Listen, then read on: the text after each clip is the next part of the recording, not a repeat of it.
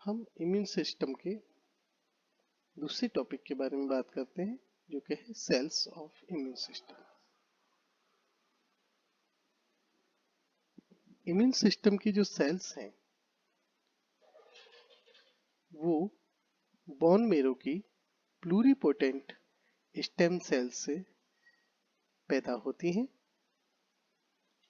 ये जो bone marrow की प्लूरिपोटेंट स्टेम सेल्स हैं जो हेमेटोपोइटिक स्टेम सेल्स कहलाती हैं, यानी कि ब्लड एंड ब्लड से रिलेटेड जो कंपोनेंट है उनको पैदा करने वाली ये जो स्टेम सेल्स हैं, प्लूरिपोटेंट मतलब इनमें एक पर्टिकुलर लीनिएज की कुछ लीनिएज की सेल्स को डेवलप करने की क्षमता होती है, प्लूरिपोटेंट। यहाँ तो दो तरह की आप कॉमन प्रोजेनिटर सेल्स आप देख रहे हैं, एक कॉमन लिम्फोइड प्रोजेनिटर सेल्स होती हैं और एक कॉमन माइलॉइड प्रोजेनिटर सेल्स होती हैं।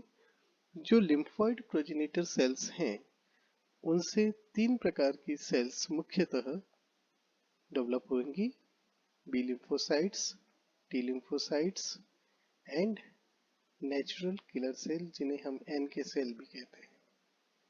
इसी प्रकार माइलॉइड प्रोजेनिटर सेल से इरिथ्रोसाइट्स यानी RBC और WBC जिनमें basophils, eosinophils, neutrophils, monocytes, platelets, साथ ही साथ mast cells, macrophages and dendritic cells ये माइलॉइड प्रोजेनिटर सेल से पैदा होती हैं। अगर हम संक्षिप्त में समझें तो जो माइलॉइड सेल्स होती हैं वो इनेट ब्रांच ऑफ इम्यूनिटी की कोशिकाएं बनाती हैं तथा लिम्फोइड सेल्स, इसमें आप NK सेल अपवाद है, वो एडेप्टिव ब्रांच से रिलेटेड है। जो माइलॉइड सेल्स हैं उनके अगर हम कार्य देखें तो माइलॉइड सेल्स में मोनोसाइट्स ये फेगोसाइटिक हैं और डिफ्रेंशिएट होती हैं टिश्यू मैक्रोफेजेस में जो डिफरेंट ऑर्गन्स के अंदर मैक्रोफेजेस के रूप में मौजूद होते हैं, जैसे लंग में, लिवर में, किडनी में। इसके अलावा मैक्रोफेजेस आप इससे अच्छी तरह से परिचित होंगे, ये फेगोसाइटोसिस करती हैं और साथ ही साथ इससे पहले आपने चार्ट में भी देखा था ये साइटोकाइंस का सिक्रीशन में इन्वॉल्व होती हैं। तीसरी प्रकार की सेल्स हैं डेंड्राइटिक सेल्स। डेंड्राइटिक सेल्स का एंटीजन प्रेजेंटेशन में इंपॉर्टेंट रोल होता है, ये एंटीजन को कैप्चर करने, उसके ट्रांसपोर्ट और उसके प्रेजेंटेशन में इंपॉर्टेंट रोल प्ले करते हैं। न्यूट्रोफिल्स ये भी फेगोसाइटोसिस करते हैं तथा बैक्टीरियासाइडल मैकेनिज्म को एक्टिवेट करने का कार्य करते हैं। इयोसिनोफिल्स ये एंटीबॉडी कोटेड पैरासाइट्स की किलिंग में इंपॉर्टेंट रोल प्ले करती हैं। बेसोफिल ये नॉन फेगोसाइटिक होती है, इंपॉर्टेंट पॉइंट है, बेसोफिल नॉन फेगोसाइटिक है, लेकिन ये कई फार्माकोलॉजिकली एक्टिव सब्सटेंसेस रिलीज करती हैं, पर्टिकुलरली एलर्जिक रिस्पॉन्सेस के दौरान।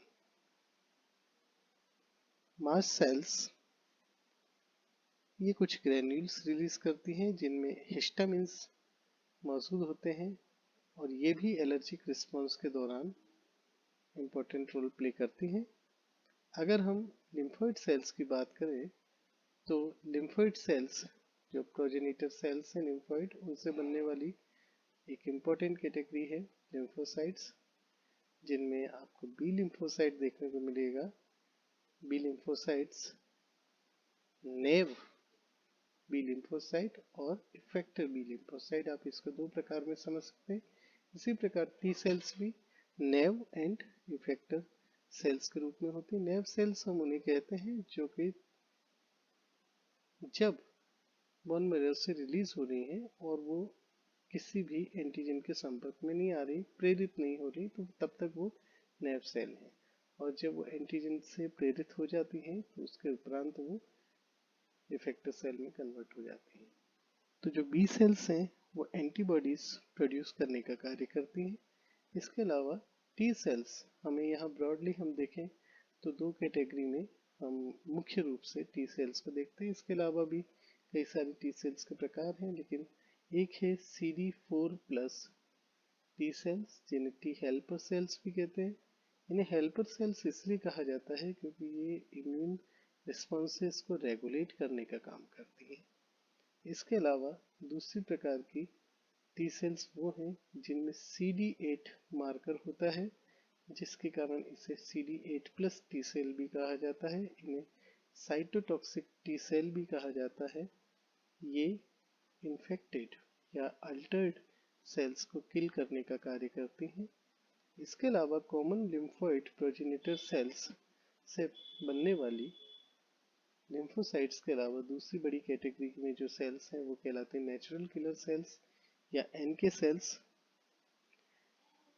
इन NK सेल्स का भी बहुत इंपॉर्टेंट रोल है, पर्टिकुलरली ट्यूमर्स सेल्स को किल करने में, या वायरस लेडन जो टारगेट्स है सेल्स हैं उनको किल करने में, या फिर एंटीबॉडी से कोटेड टारगेट्स को किल करने में इनका बहुत इंपॉर्टेंट रोल आता है।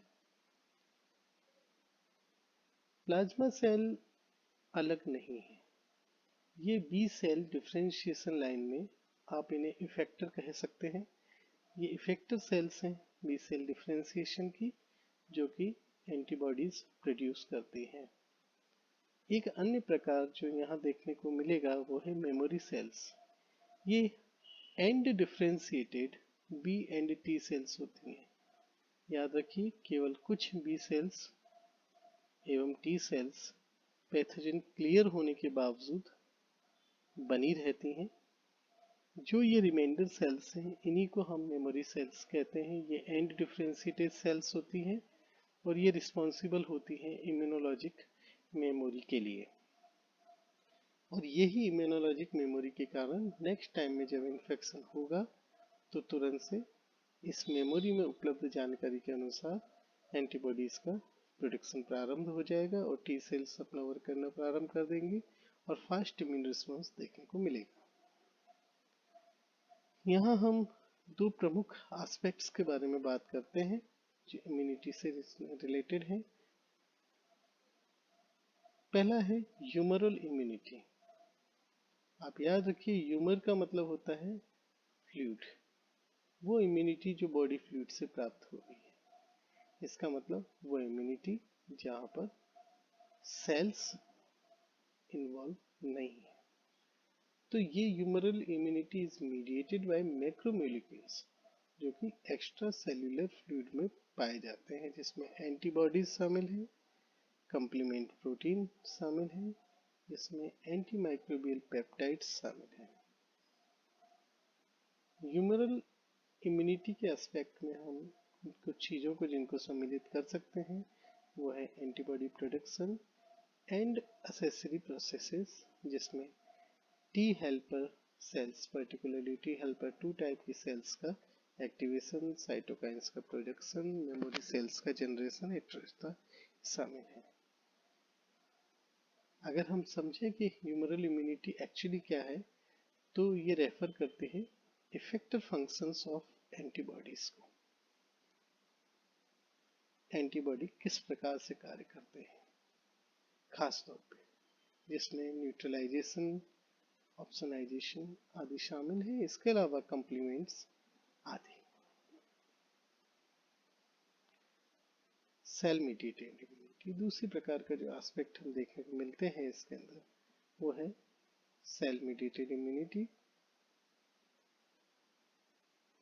सेल मीडिएटेड इम्यूनिटी जैसा कि नाम से जाहिर है, इसमें सेल्स इन्वॉल्व होती हैं। तो ये वो इम्यून रिस्पॉन्स है जिसके अंदर एंटीबॉडीज और कॉम्प्लीमेंट आदि शामिल नहीं है, जबकि इसकी बजाय इसमें सेल्स शामिल हैं, जिसमें activation of macrophages, antigen specific cytotoxic T cells और अलग अलग प्रकार के साइटोकाइंस का रिलीज जो कि एंटीजन के आने के रिस्पॉन्स में होता है वो इन्वॉल्व है।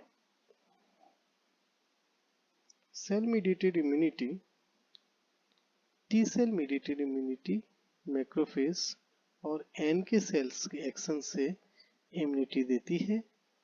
साथ ही साथ ये स्टिमुलेट करती है सेल्स को ताकि साइटोकाइन्स सिक्रीट किए जा सके।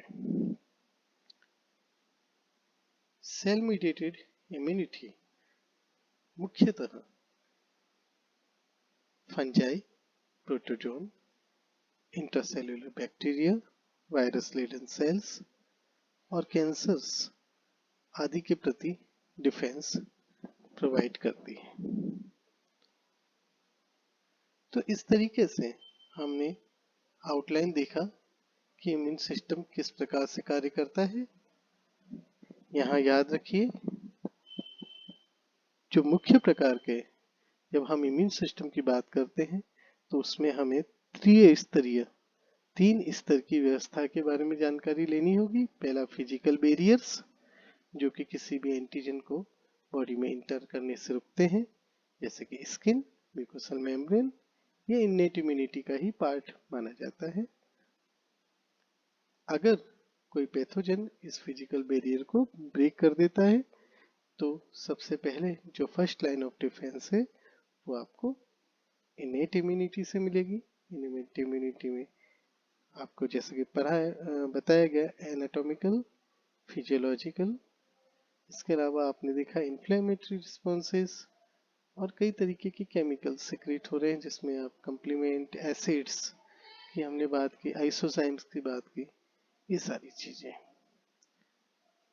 अगर इस इनेट इम्यूनिटी को भी ब्रीच करके कोई पैथोजन इंटर करता है तो अगेन इस स्थिति में वहां हम देखते हैं कि अडेप्टिव इम्यूनिटी अपना इम्पोर्टेंट रोल प्ले करने आ जाती है। सबसे पहले एंटीजन को कैप्चर किया जाएगा, उसको प्रोसेस किया जाएगा एवं उसको प्रेजेंट किया जाएगा बाय एंटीजन प्रेजेंटिंग सेल्स। ये एंटीजन प्रेजेंटिंग सेल्स से जो एंटीजन प्रेजेंट किया जा रहा है वो टी सेल्स को साथ ही साथ बी सेल्स को एक्टिवेट करेगा। जो टी सेल्स हैं, पर्टिकुलरली टी हेल्पर सेल्स, वो डिफरेंट इम्यून रिस्पॉन्सेस को एक्टिवेट करेंगी, जिसमें सेल्फ एक्टिवेशन भी शामिल है, बी सेल का एक्टिवेशन भी शामिल है, एन के सेल्स का एक्टिवेशन भी शामिल है और मैक्रोफेजेस का एक्टिवेशन भी एंड रेगुलेशन भी शामिल है। ये सारा कुछ हेल्पर सेल्स के माध्यम से है। इसके अलावा जब बी सेल्स एक्टिवेट हो रही हैं तो वो एंटीबॉडीज का सिक्रेशन प्रारंभ कर देती हैं। Antibodies actually B cells differentiate करती हैं, प्लाज्मा सेल बनती हैं जो कि एंटीबॉडीज को सिक्रेट करती हैं। याद रखिए, जो एडेप्टिव इम्यून रिस्पॉन्स है वो सेल्फ लिमिटिंग होता है। बी सेल्स, टी सेल्स ये साइटोकाइंस को रिलीज करती हैं जो कि रेगुलेट करने का कार्य करते हैं। जैसे ही इम्यून रिस्पॉन्स खत्म होगा, कब खत्म होगा? जब पैथोजन क्लियर हो जाएगा। तो ऐसी स्थिति में पैथोजन क्लियर होते ही इम्यून रिस्पॉन्स स्लो डाउन होगा। मात्र कुछ कोशिकाएं इम्यूनोलॉजिकल मेमोरी को रखते हुए बनी रहेंगी। इन सेल्स को मेमोरी सेल्स कहते हैं। ध्यान रहे कि ये जो सेल्स हैं ये दो रूट से डेवलप हुई हैं, एक माइलॉइड और एक लिम्फोइड। एक चीज और याद रखें आप कि दो प्रकार से आपको रेस्पॉन्सेज मिलते हैं, एक तो सेल्स के माध्यम से और एक जो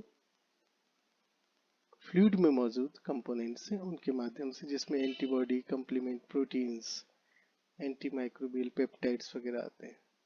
उसे हम ह्यूमोरल इम्यूनिटी कहते हैं। और जो इम्यून रिस्पॉन्स हमें सेल्स के माध्यम से मिलता है उसे हम सेल मीडिएटेड इम्यून रिस्पॉन्स कहते हैं।